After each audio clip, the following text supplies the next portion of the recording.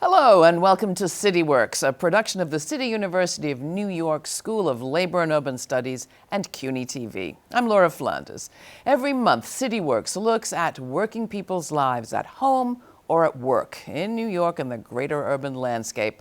On today's program, organized labor and the global climate crisis. Our guest is a leader in the fight for climate justice, Sean Sweeney, director of the International Program for Labor, Climate and Environment, a program of CUNY SLU, recently participated in the COP26 Global Climate Summit in Scotland. You may have heard about it. COP stands for Conference of the Parties, referring to the 197 nations that agreed to a new environmental pact, the United Nations Framework Convention on Climate Change, at a meeting back in 1992. So what's happened since? Mr. Sweeney has much to report, including Labor's part in responding to the climate crisis, and what actions will be taken following this summit. Welcome to CityWorks, Sean. Glad to have you. Laura Flanders, great to be in the same space as you. So as soon as you hear 26, you kind of think, really? We've had 26 of these things? And it inevitably says, well, why do we need so many of them? What's actually getting done? And what got done at this one? Well, I've been to about 12 of the 26. My first was 2007. And I thought then that the sort of urgency of the climate crisis was going to translate into some serious action. It was a little bit naive in retrospect. We've passed several tipping points, political tipping points. We've got the Paris Agreement of 2015. And since then, all through this period, with one or two years, like the COVID year, 2020, notwithstanding, emissions have continued to rise. So whatever's happening, it's not impeding the rise of emissions. And so this is, I think, the fundamental reality. So I hear you say we've got political commitments and political achievements, but you're distinguishing that between that and any kind of actual action. Well, if you think the Paris Agreement was one big compromise, it basically said countries should show us what they can do. There's no obligation, except a moral perhaps and a social obligation, but there's nothing to prevent countries from not reaching their targets.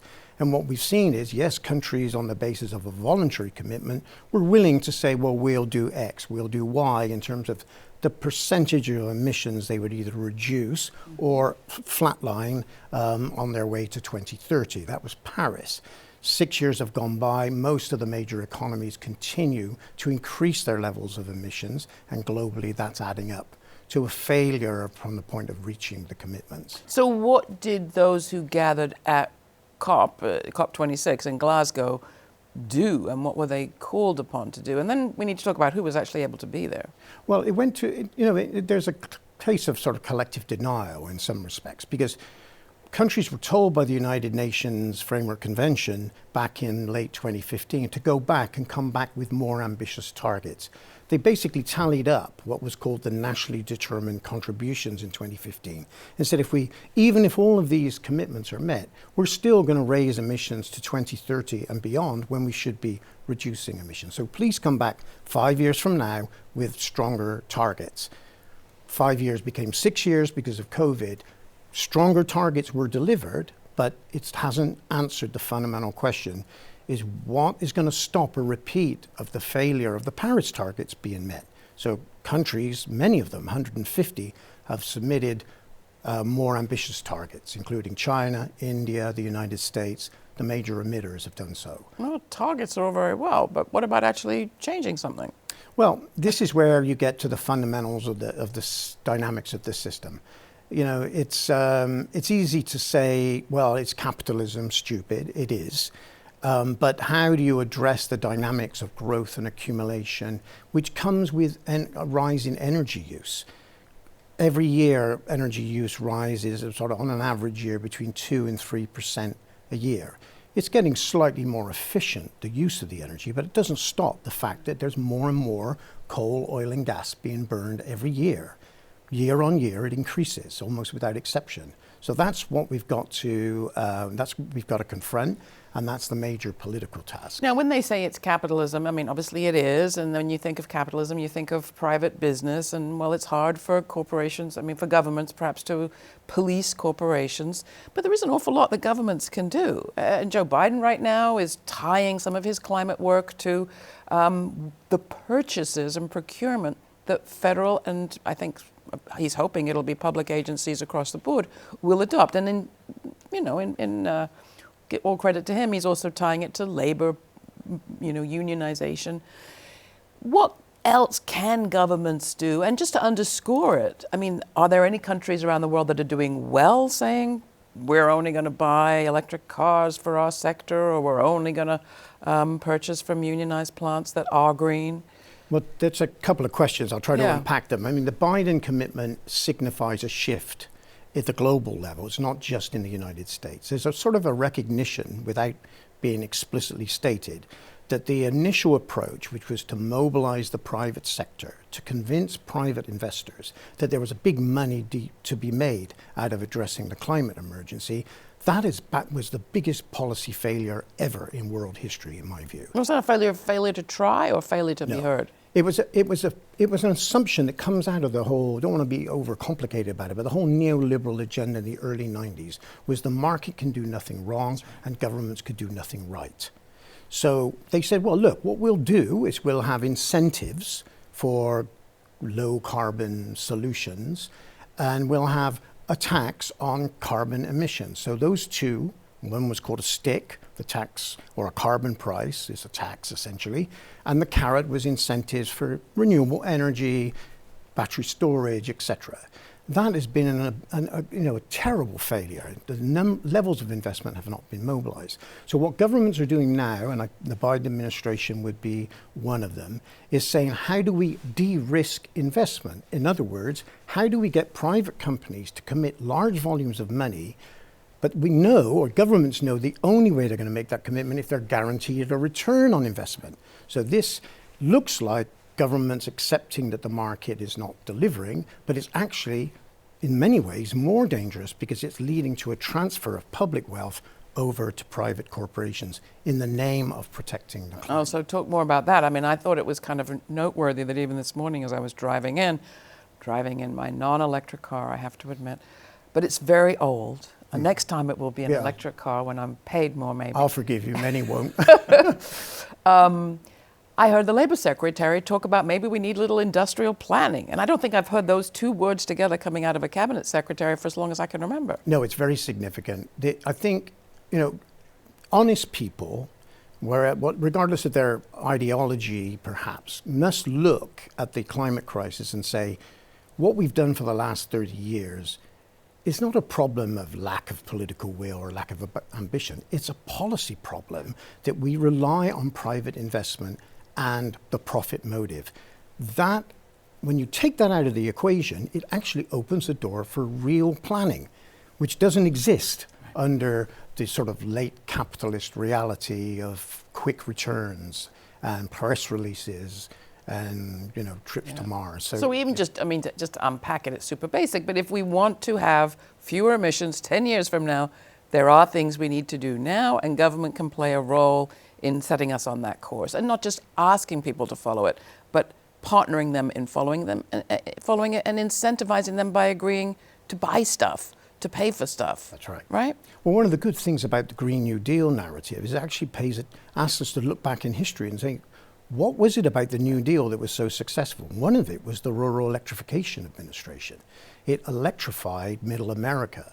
And it was such a huge success that it became replicated all over the world. If it wasn't for public energy, suspending the profit motive, the world would be in darkness, or large parts of the global south and many parts of the global north maybe would be in darkness. So this approach, which is government intervention, planning, mobilizing technologies, yes, you can procure from private suppliers, but you don't have to purchase, don't have to enter into a 30-year contract buying electricity from a renewable energy company. That's not the way to go. Buy a windmill, buy some solar panels, sure. But that means the government, that becomes public assets that then generate clean energy. It's not as simple as that, but that's the fundamental, I think, point that needs to be And driven home. that's not where we're not quite there yet. We're still buying, not building. Well, at the moment, you'll see that there's still a faith in the idea that private renewable energy companies, for example, will make their money, will invest if they can make money on the sale of electricity.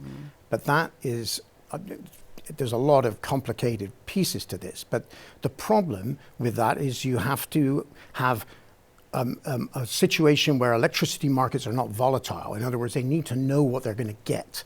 Otherwise, they're not going to commit hundreds of millions, if not, trillions of dollars in principle to the energy transition. Now, you wrote a paper about much of this in which you actually point quite a scary finger at the renewable energy companies and say that they are playing a role turning workers against action on climate change. Can you talk about that? Well, first of all, they didn't create the system, they didn't create the rules, but they are protecting their own intellectual property.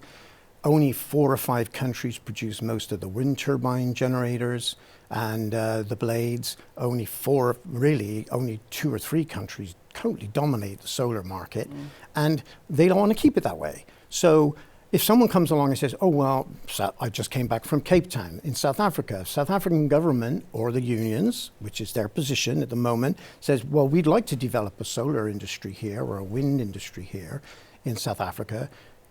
Will you help us? They would say no.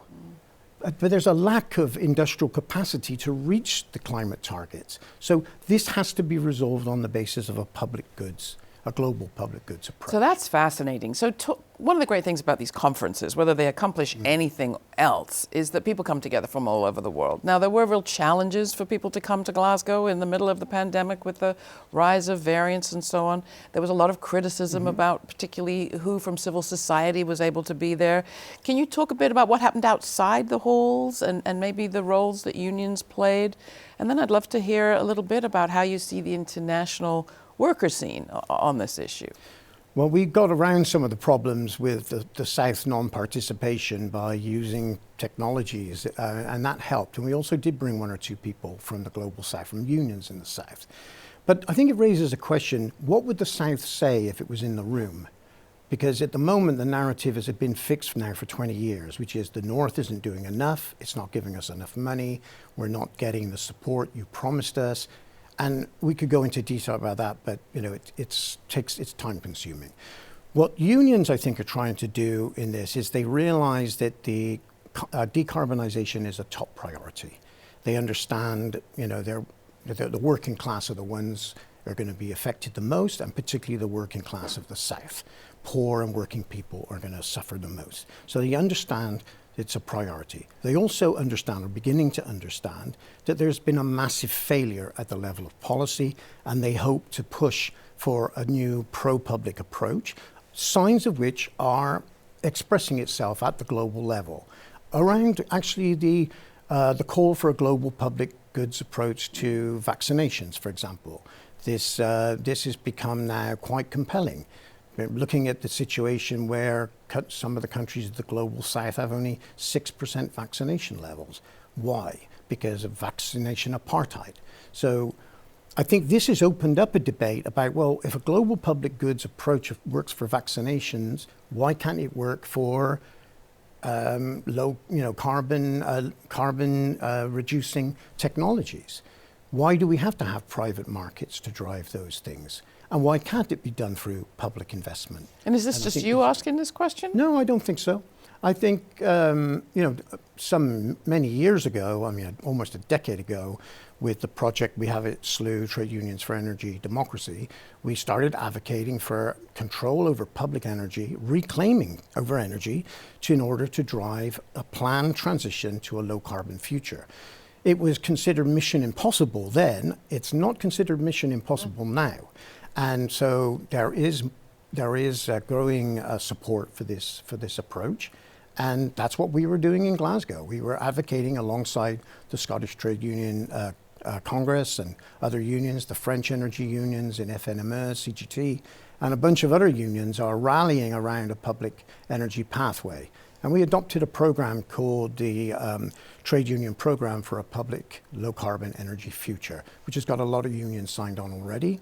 And that's a step in the right direction. And do you think we're going to be able to bring along former coal miners and those who've been making their livelihoods perhaps for decades, generations, in the carbon economy? Well, I think we can. I think that again, we have to get away from this market narrative, because it's not that we're going to end fossil fuels in the next 10 years. This is not possible technically.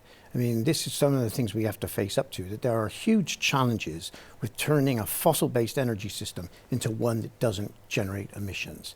See, the companies they're not charities, they're for-profit institutions, and that has to change. We could generate jobs, not just in renewable energy, but all forms of different low-carbon energy systems, also energy conservation, public transportation, changing our food and agricultural systems, our built environment. All of this is a 30, 40-year project that could generate a lot of meaningful work. But if someone's trying to make a load of money out of hiring people to do that work, it becomes much more complicated, and that explains why we're not reaching the climate targets. It's the profit motive. And they don't just want to make a lot of money, they want to make a lot of money fast. They want Sean, it locked in. It's great to talk to you. Thanks so much for coming in. We're going to take a short break. When we return, we will share some excerpts from COP26. We'll be right back. The CUNY School of Labor and Urban Studies is the 25th and newest school under the CUNY umbrella. Dedicated to public service and social justice, the CUNY School of Labor and Urban Studies offers undergraduate and graduate degrees in the areas of labor studies and urban studies, and certificate programs in labor relations, public administration and public policy, healthcare policy and administration, and community leadership.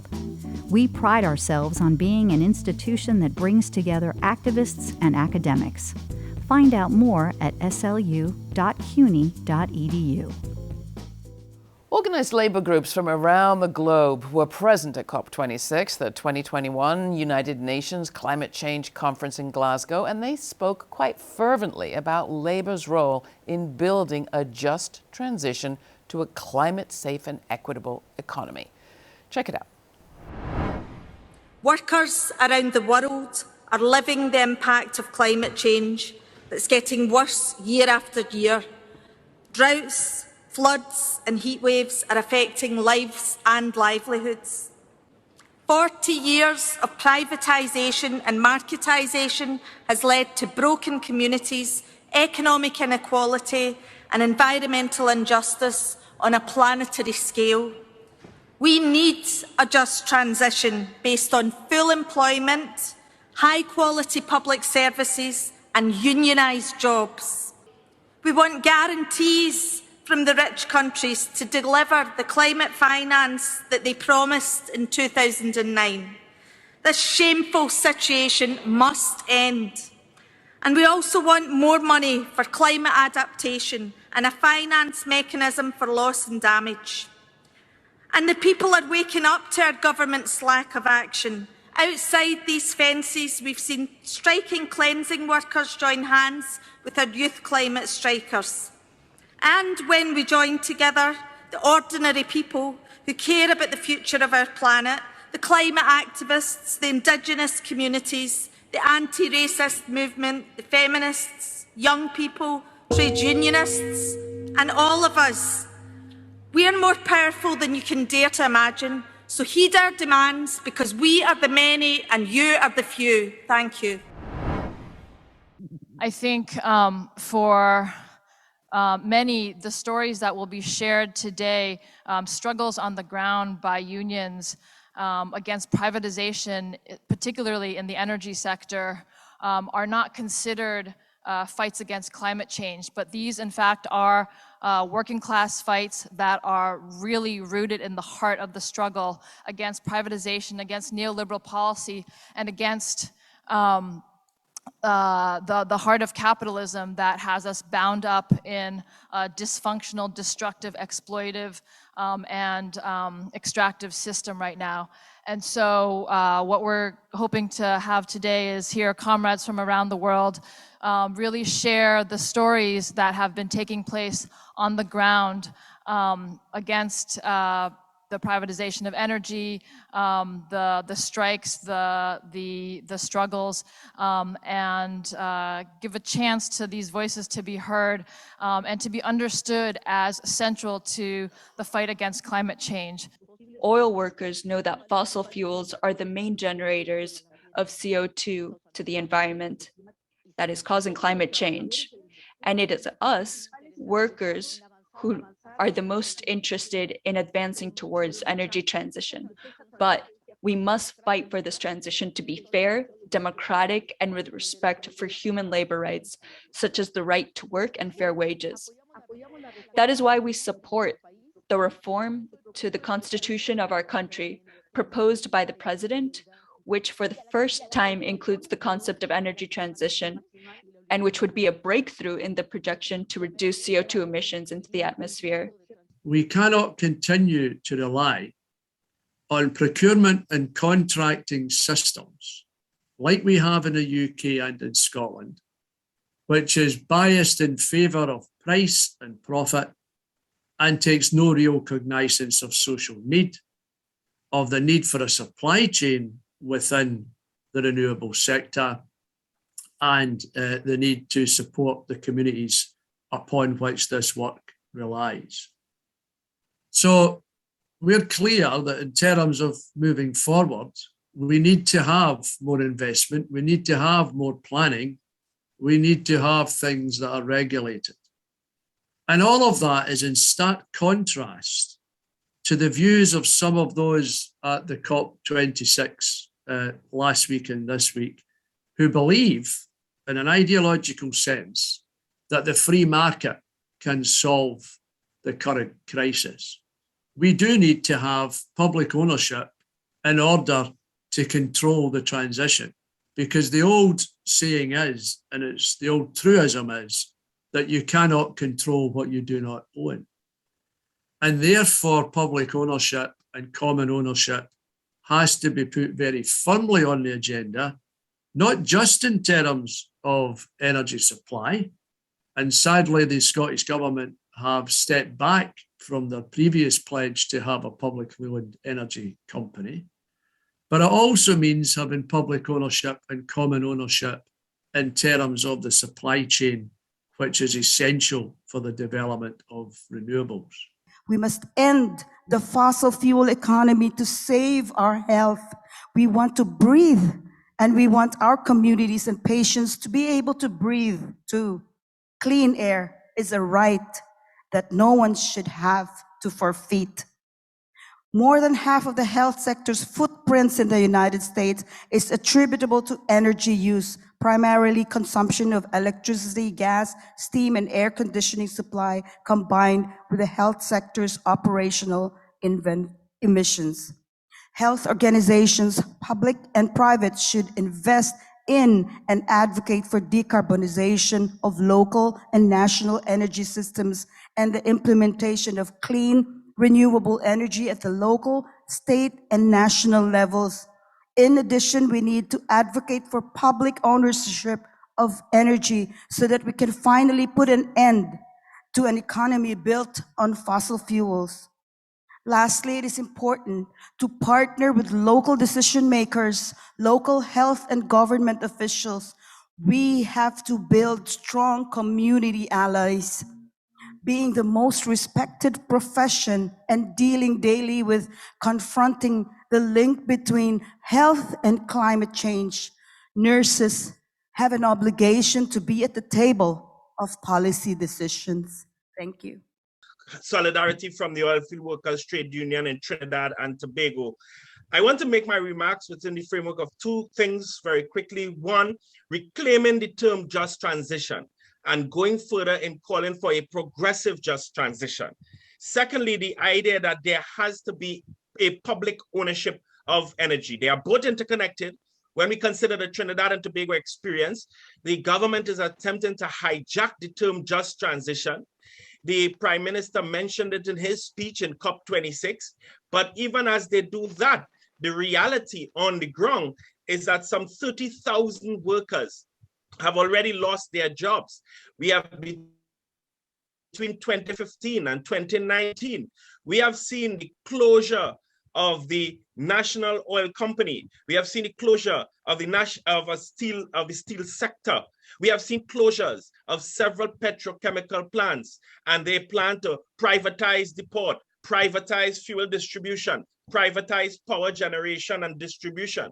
So when our Prime Minister talk about reskilling and retooling and capacity development, it's all a lie. It's not real. It's not grounded in reality, when in fact it's simply aimed at advancing further privatization, commodification, and liberalization of our country.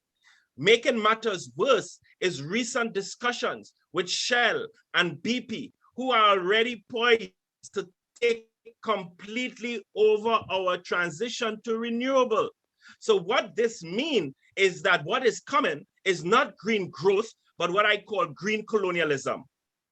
Trinidad and Tobago, the unions, we intend to show that the transition can only be just when all stakeholders are seated at the table, building and creating the plans for not only a just transition, but a progressive just transition to ensure decent work and protection for the vulnerable in the society, for those most impacted, workers and communities.